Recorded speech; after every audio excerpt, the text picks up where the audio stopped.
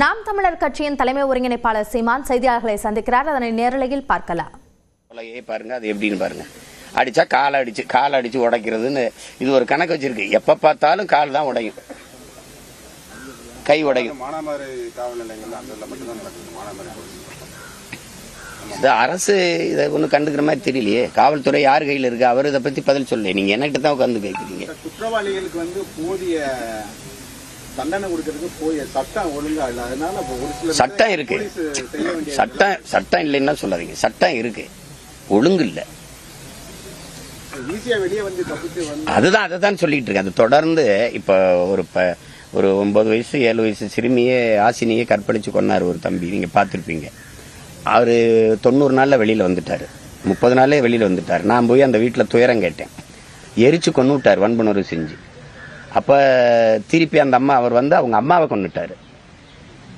திருப்பி போய் விடுதலையாகி வெளியில வந்துட்டாரு.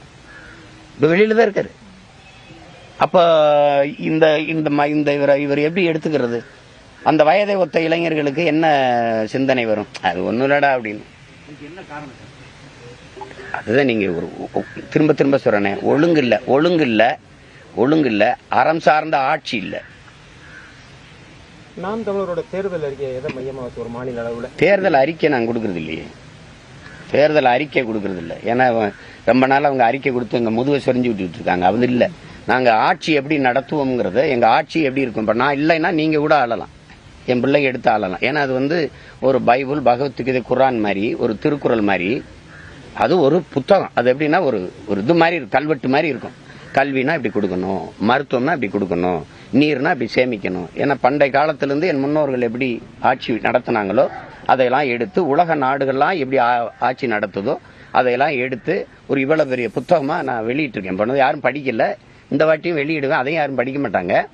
ஆனா படிக்கிற பழக்கம் இல்லை. அதனால படம் பார்த்து கெட்டு போன சமூகங்கிறதுனால படம் போட்டு காட்டுறேன். எப்படி போட்டு காட்டுறேன்?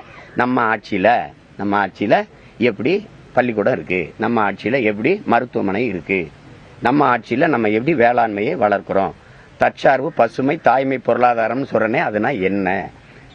இப்ப நீங்க எரிகாற்று உருளைக்கு இவர் கேட்டாரு. அவன் அடுத்த நாட்டை சாராம நாம எப்படி இதுல உற்பத்தி செஞ்சு தன்னிறைவு அடைகிறோம், அப்படி எப்படி பண்றோம் பாருங்க. இதை எந்த நாடு பண்ணுது? இந்த பாருங்க, இந்த நாடு பண்ணுது. அப்படி போட்டு காட்டுறேன். சார், இந்த காரைக்குடி தொகுதியில நீங்க பிரதான பிரச்சனை நிறைய கேள்விப்பட்டிருக்கீங்க.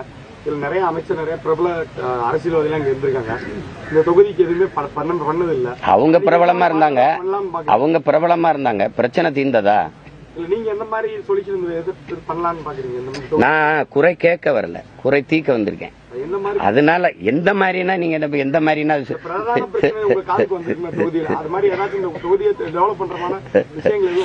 நீங்க இப்படி நிறைய எதிர்கொள்ள வேண்டியது பணங்கள் நிறைய கொடுப்பாங்க.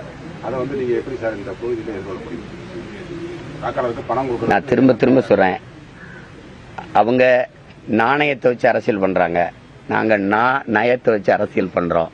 அவங்க காசை வச்சு அரசியல் பண்றாங்க, நாங்க ஆக சிறந்த கருத்தை முன் வச்சு அரசியல் பண்றோம். அவங்க பணத்தை முன்னிறுத்துறாங்க, நாங்க பிறந்த பெருமை மிக்க இனத்தை முன்னிறுத்துறோம்.